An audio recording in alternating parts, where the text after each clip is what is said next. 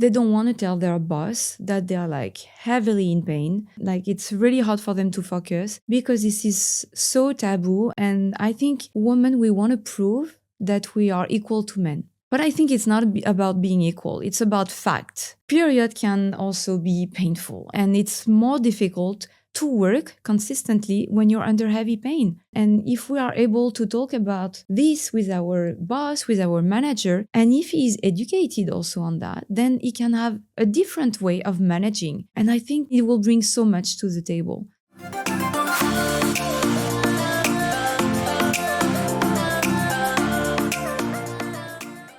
What if your morning routine held the key to a global revolution for women? Today on the Juggleverse, we welcome Céline Ventalon, a French powerhouse who spent 17 years mastering Asia's markets, from her marketing leadership at Chantel Group Singapore to founding Émer, the luxury period underwear brand that's turning periods into something we sublime, not just survive. Émer isn't disposable protection. It's a manifesto, high-end fabrics, eco-conscious design, and the childhood love for lingerie transformed into real innovation for women's health. Born from multicultural insights and stubborn craftsmanship, Céline proves that the most intimate problems deserve the most elegant solutions. Hi, Céline. Thank you so much for coming and joining me at the podcast. Yeah, thanks, Edith, for giving me the opportunity to speak. It's very important, I think. Of course, I do share this idea. Take us the morning moment when periods went from private problem to this could be luxurious. What flipped the switch? Well, I think it was like kind of a wake-up call that I had in 2018. I was in France, and my dad, that was in this industry, and also my best friend working in the same company, they were like, well, have you ever used a menstrual underwear? And I was like, never heard about it, because I was living for more than 13 years in Southeast Asia, and I have never heard about menstrual underwear. When they introduced me to this solution, I was like, nah, I don't want to try. And honestly, I thought to myself, well, I'm buying expensive product for my face, for my hair. I'm also using the best product that I can for my clothes. So why not for my feminine hygiene? Why is it so hard to switch habits? And then they kind of forced me actually to try. They gave me one for free. And when I tried this product, it was really a wake-up call. It was like, at one point in your life, you want to do something that is meaningful. And I think this product is so meaningful in terms of women's health, but also in terms of sustainability.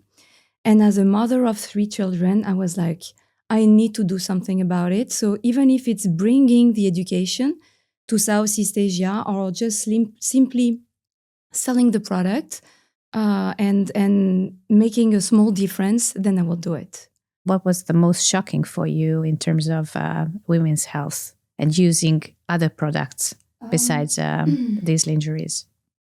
I think it was basically the amount of plastic that I was creating as an individual, but also the fact that no one really says that those products, period pads or tampons, are really bad for our health. What do you mean bad? In terms of chemicals, in terms of heavy metals, because it's full of heavy metals, full of chemicals. There is a recent studies from the University of Berkeley that says that there is more than 30 heavy metals and 30 heavy chemicals. Wow. So that's a lot. So when you smoke, you know in the package that it's bad for your health. But when you use a pad or a tampon, there's nothing on the packaging that says that, yeah, after a long use, since we're using them for 39 years on average, then yeah, it might have an impact on our hormones, so on our health, and no one talk about it. But women have been using this for ages, for decades. Yeah, for decades. Because I think it was a revolution 30 years ago, but then no improvement was made, and we kept on keeping the same product with basically no innovation. And when the innovation came, the menstrual underwear, then yes, it was a huge revolution, but in some countries. So in the US, in Europe, in Australia, in Japan, but in Southeast Asia, no one talks about it, even the doctors. So you lived across cultures for 15 years. Yeah. How did Vietnam's particularity meet France's elegance to birth Émer? Vietnam is basically full of opportunities. It's a country where everything is possible. I think also what struck me the most is that the sorority there is incredible. Women are helping each other, and not only women, and they don't expect anything in return. So it's very easy to start a business and to grow. And then comes the French elegance, which, I'm French, so obviously it's very important for me to be sophisticated, to be elegant. And I think it's not only about, being, let's say, superficial. It's not that. It's about pride. It's about self-confidence. It's about your identity. And specifically during period, there's nothing more important than feeling good about ourselves. Émer claims to be the biggest sanitary revolution in 30 years, as what you said. What was the toughest detail to perfect? Fabric breathability, for example, or absorbency levels, or even market trust? Trust. Really? Yeah, that would be the first, trust. Because fabric is okay. I mean, it's important, yes. And then the absorption is really important. The anti-leakage is very important. But if you don't have the trust, then they're not going to buy the product. And for some women, we're trying to convince them that the 20 years or 30 years that they've been using pads and tampons, basically they have to change these habits. And it takes a lot of time, a lot of education, and a lot of trust. So it's basically clearly the most difficult part. And that's why EMER is doing a lot of education that we do pro bono in universities, in international schools, even in Vietnamese schools, even in Singapore, actually, to the women's circuit team here in Singapore. Even in private companies, I've been doing it with Charles & Keys, with Ernst & Young, and many others. So it's basically saying, okay, periods are normal. It's a biological, natural process. And yes, we should be able to talk about it. Where do you start it? From the scratch? I mean, from adolescence?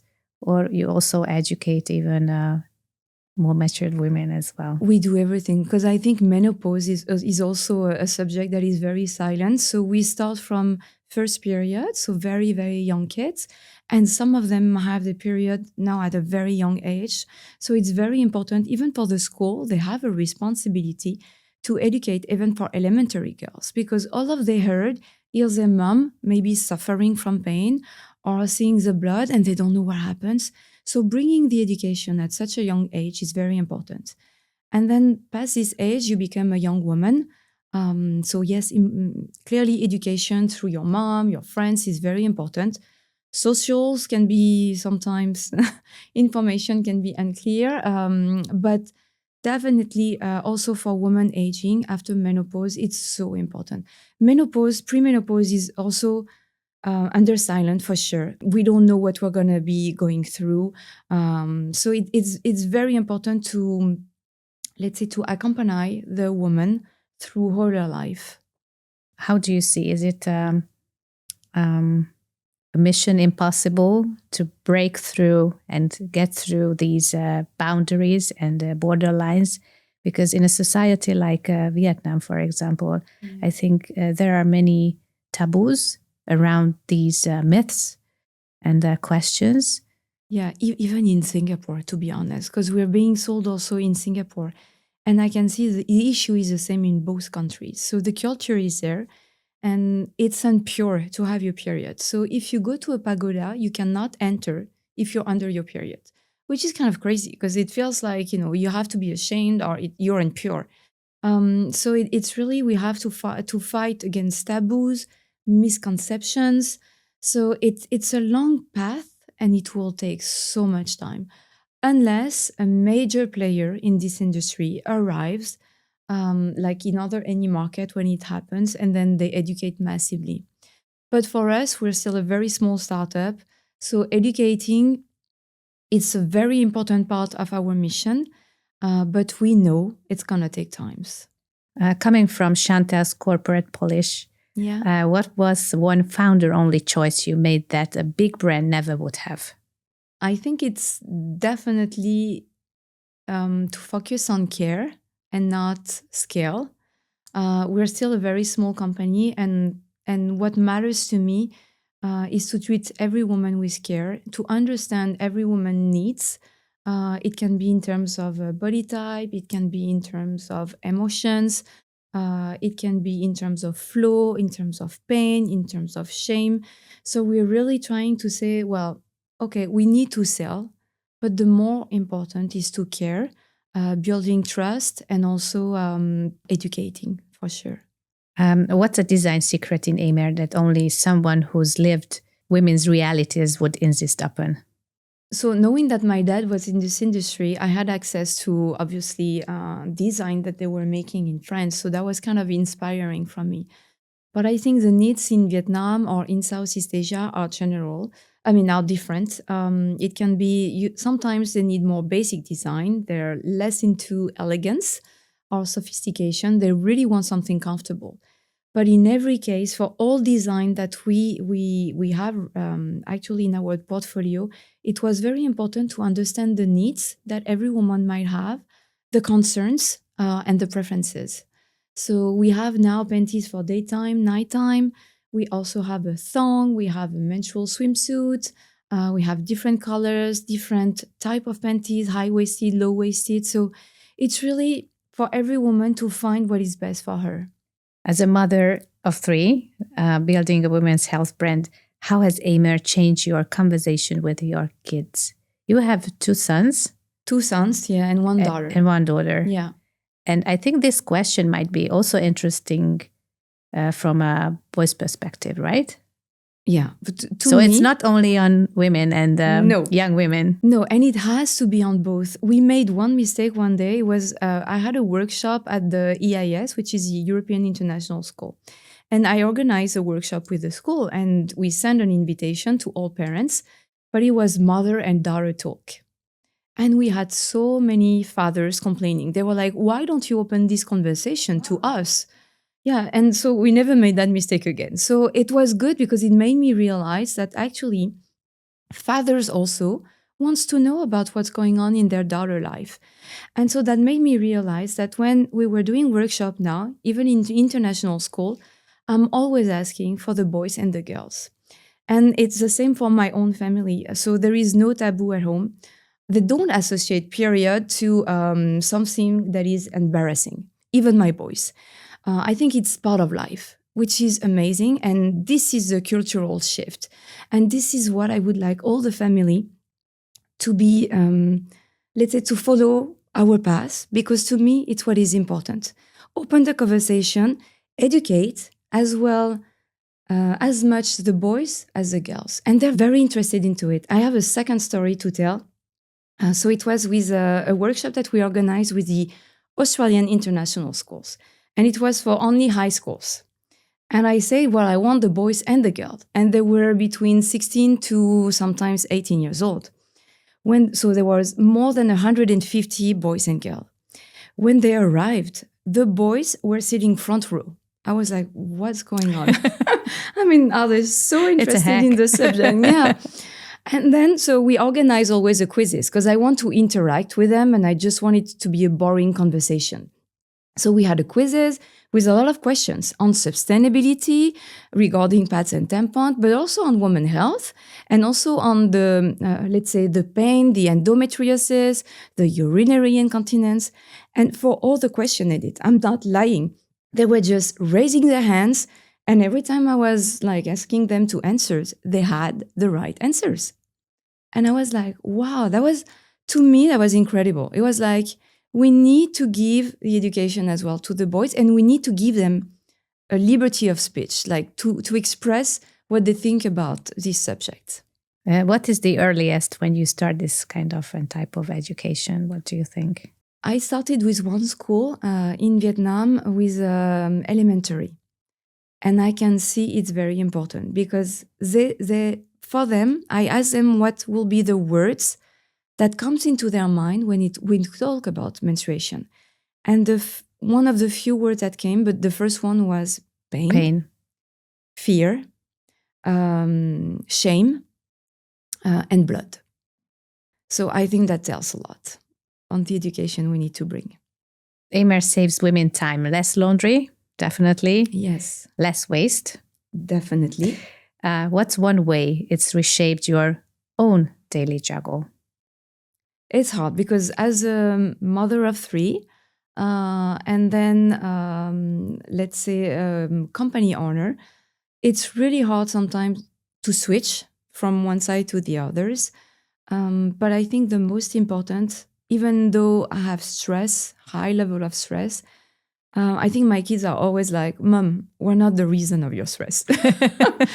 So then, I mean, it stopped me right there. I'm like, "Oh, they're right. I'm bringing my problems home." So juggling is very hard sometimes, very, very hard. And also forcing myself not to finish something that I have in my mind and that I really want to finish. And you go on with it. Yeah. Yeah. So because of them, they made me realize that, yes, there's a time for everything. But when I'm at home with them, I need to leave my problem behind. So that is the most difficult. But I think what I'm trying to do, and I do it pretty nicely now, is to have, let's say, a safe space at home. And they know it's a place for open conversation. And they ask me about everything. It can be about menstruation. It can be about sexuality. It can be about, relationship, about grades, everything. So I think there's no harsh borderline between your businesswoman hat and your mom hat, right? Because I manage both at the company. So I give guidelines, I give KPIs, and I think for kids, guideline is everything. If they have rules, also if they have KPIs, they know that they have to reach certain level of grades, and I can see it brings discipline, consistency, ambitions. So I'm pushing sometimes a bit much, but I think they realize that it's how life works clearly, and I can see having guidelines really helps, specifically with the screen control. How can you manage that nowadays? I think my older son is much more. I mean, he's a teenager now, so he's interested into friends, maybe having a girlfriend, sports, grades. So he doesn't have time anymore for a screen. But my youngest boy, it's harder.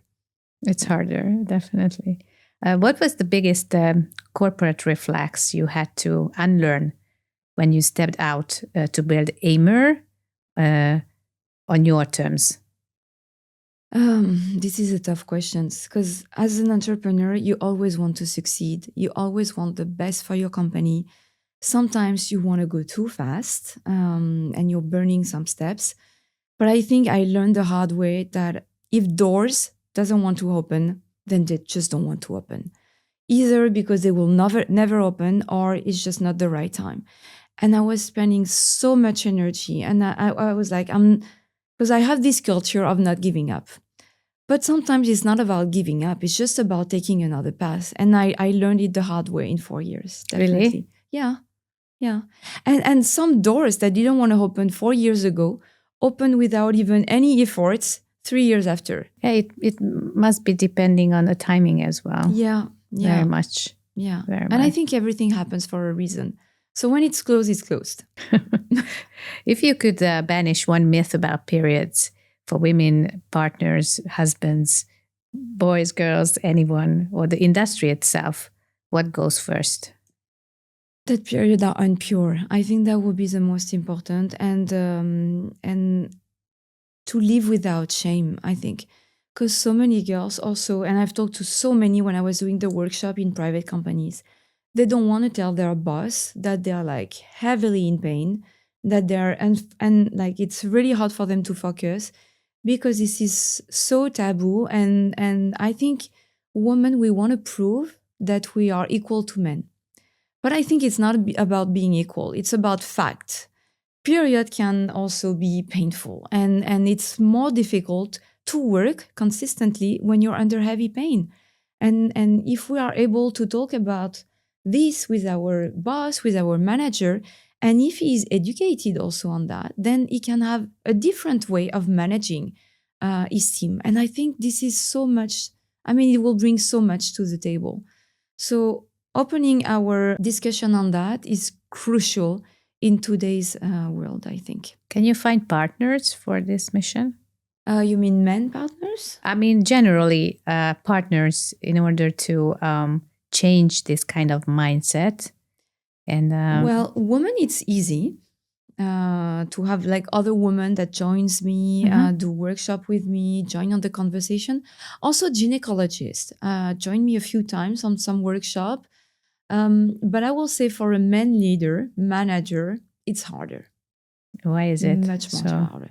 They're not open maybe to these questions? No, and it's Ignore it? I will say, yeah, kind of ignore it. It's like, oh, that's not my problem. You know, it's like I'm managing a company. I'm not managing, period.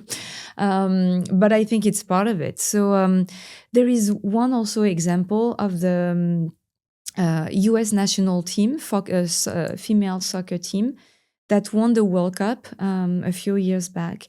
And basically, they did a whole studies where they specifically tried to understand how menstruation could affect training, diets, recovery. And there was like specialists, doctors that surrounded them. The result is that they optimize training, they optimize recovery, they optimize diets, following the follicular phase, the luteal phase, and the menstruation phase, the ovulation phase. And what comes out of that? They won the World Cup.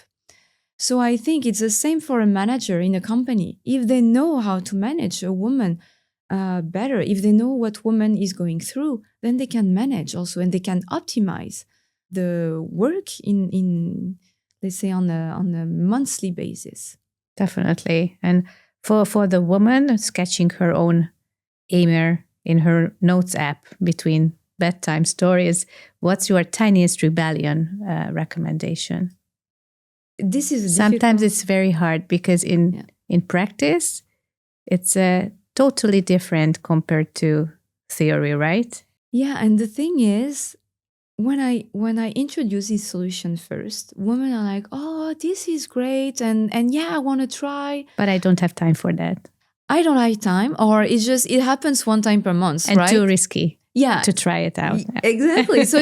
So first they're like, "But is it really gonna work?" So sometimes they still are using pads and tampon, and I'm like, "What's the goal if you're still using a product that is bad for your health?"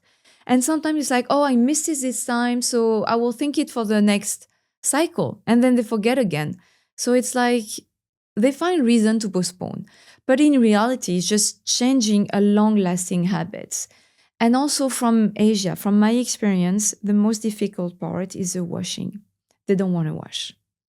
They prefer to roll the pads, put it away, throw it away, and sometimes in toilet, which is really, really bad, than taking the time to basically wear the underwear, be sure that it's working, and then wash it on the evening. I think the washing is the biggest issues. How does EMER work in practice? Tell me. So in practice, let's say you know your periods are going to come. You wear the menstrual underwear. Let's say Which is just a simple underwear. Simple underwear. As any other underwear. Yeah, very, very thin. You can barely see that this is a menstrual underwear. So you wear it in the morning. And then whenever your periods arrive, let's say it's arrived in the middle of this podcast, I'm not going to run out and put on my pads. I'm just going to stay there. I know I have my period underwear, so it just doesn't matter to me. My life is just normal, even if I'm on my period. And that changes everything because the use is just so much more comfortable and it's a peace of mind. And then on the, let's say on the evening, when you come back from work, then what I do, I just take it with me under the shower. I rinse it. Whenever the water is clear, then I put it in the washing machine with my regular clothes. And that's as simple as that. Wow. Yeah. And then you hang it to dry, which is no dryer, which is something that can be also important to mention. And they last usually for 3 to 5 years. Wow. So it's a long time. So yes, they're definitely more expensive than a pad or a tampon. But over time, after just a few months, you are breaking even. And after that, you're actually saving a lot of money. There's also studies that shows that women in a lifetime who will spend approximately around 6,000 USD in a pad. 6,000? Yeah, buying pads over 39 years of our life. If we buy tampons, only tampons, because some women are doing only tampons because they don't like to see blood, then it's a product that is more expensive. And then since we put it in our vagina, we want a quality that is the best. So we spend more money on it. So studies shows that on average, we spend 11,000 USD. Wow. Which is a huge budget. And then for menstrual underwear, on an average, so it depends on brands, obviously, but it's around 4,000, which is a cheaper solution on the long term. Of course, definitely. And if you consider it about as a family, if you have 1, 2, 3 daughters, including you, it's absolutely worth it.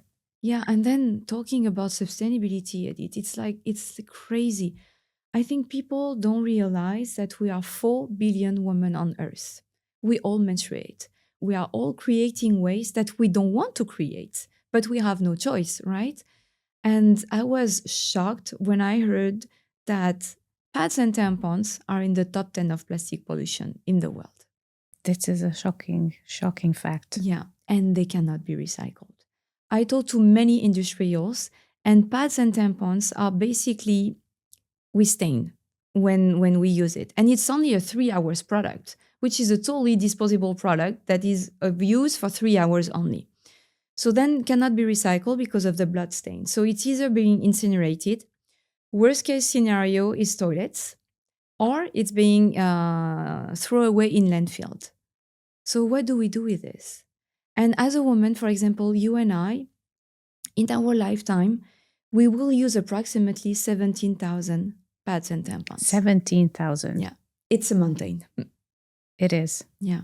And every year there is 200,000 tons. So 1 ton is 1 car. So imagine 200,000 tons of pads and tampons that are being thrown away. These are shocking numbers. Shocking numbers. And I think, so many times also I heard women saying, but as an individual, there's nothing I can do. And I say, but as an individual, you are making a huge impact. If you change to, let's say, cups, that is also very sustainable, or to menstrual underwear. So that is not true. It's not only governments, it's not only education that have to do something. It's not only leaders, it's us as an individual, we have to make the right choice. If your kids inherit one belief about womanhood from watching you build this and the EMER, what do you hope is it? So many things I heard they learned about it. But I think it would be probably believing in what you do, doing things with passion, having a strong, positive mental. If you have that, if you have a positive mental, then even if you have downs, even if you have ups, you keep on doing it. And I think it's about that. Discipline, consistency, and everything is possible if you really believe in it. If you could mention one small swap any woman can make tomorrow to feel more sublimated during her cycle, what would it be? To listen to their body, definitely. I think that's the most important. If you're in pain, you're in pain. I mean, there's nothing you can do. If you have mood swings, then yes, you have mood swings. I have a friend, she did something I think to me is unbelievable. So in order for her husband to understand what phase she was going through, she printed the whole cycle and she put it on the fridge with all the phases. So menstrual phases, the follicular phases, the ovulation phases, and then all of the state that she's going through.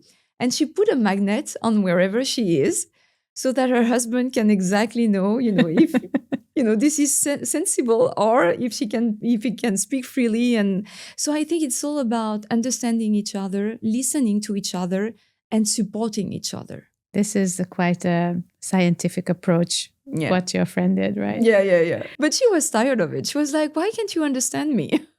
Okay, let's have a takeaway also for men and husbands and partners. Yeah. What would you say to them? Well, I would say to them that they need to know what we're going through, because being a woman is tough. It's really tough. Society expects so much from us. And as a woman, we expect also so much of ourselves. We want to be equal to men, but we still have those things that we are so different. But we bring different things to the table, men and women. So if we understand each other better, then we can definitely work and build something that is stronger on the long term. So I think as a partner, husband, even brother, they should be curious. How do you see yourself and Émer in 10, 15, 20 years' time? Oh, that's also a very good question. Well, I would hope that in Southeast Asia, we become a leader in terms of trust, in terms of a company that is that have a storytelling to say. Because as I say, obviously, I want to survive. I want to sell. That's obvious because yeah, we need money to continue. But I think it's more about what we bring to the table. I think it's about the mission. I think it's about the care for women health as well. I spoke to so many medical centers, even in Singapore, in Vietnam, and they all say the same thing.